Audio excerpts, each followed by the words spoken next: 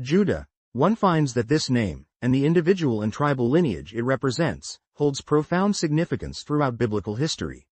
The story of Judah spans centuries, moving from the days of Israel's patriarchal family all the way through the establishment of kingship in ancient Israel and culminating in the fulfillment of key Messianic prophecies.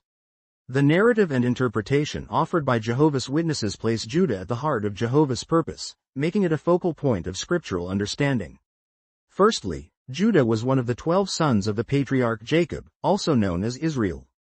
He was born to Leah, Jacob's first wife.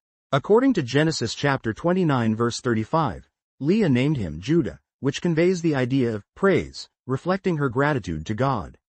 In the writings and reference materials that Jehovah's Witnesses use, Judah emerges as a character of considerable complexity.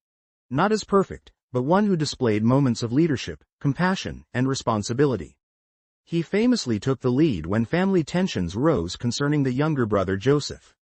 In Genesis, Judah stepped forward to negotiate with his father to protect Benjamin's life and later pleaded with Joseph, still unrecognized at that time, offering himself as a slave in place of Benjamin.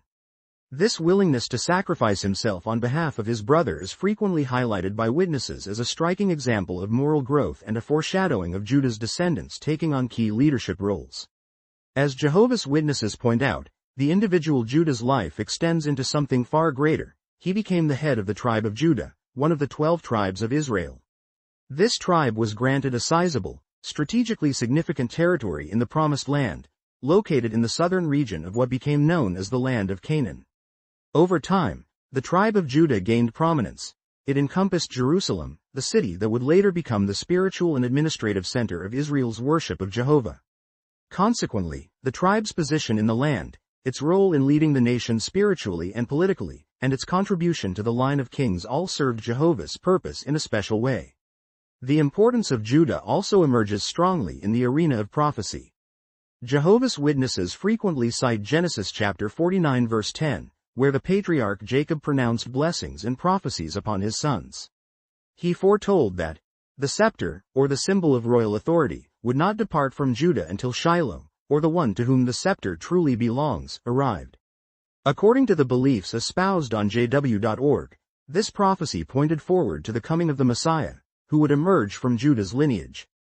The line of kings from Judah included David, a man described as one after God's own heart, and eventually led to Jesus Christ, believed by Jehovah's Witnesses to be the promised Messiah, fulfilling the ancient prophecy given through Judah's family line. This lineage traced in the Christian Greek scriptures, the New Testament, underscores Judah's extraordinary role. Both Matthew's and Luke's genealogies of Jesus link him directly to the tribe of Judah. For Jehovah's Witnesses, the precision of these genealogies supports their understanding that Jehovah guided the unfolding of history so that the Messiah would originate from Judah's family line, thereby fulfilling the ancient promises recorded in the Hebrew Scriptures. The title, the Lion of the Tribe of Judah, applied symbolically to Jesus in Revelation, resonates strongly in Witnesses' teachings. It reflects Jesus' rightful kingship and authority, qualities established by Jehovah through Judah's line. From a historical perspective, after the United Kingdom of Israel split following the reign of Solomon, the southern kingdom came to be known as the Kingdom of Judah. Jehovah's Witnesses note that this kingdom, centered around Jerusalem and the tribe of Judah, preserved the legitimate lineage of Davidic kings and maintained a form of worship closer to the standards set by Jehovah, at least compared to the northern kingdom of Israel.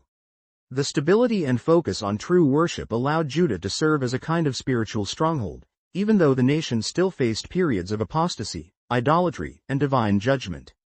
Eventually, in 607 BCE, Jerusalem was destroyed by the Babylonians, and the people of Judah were taken into exile.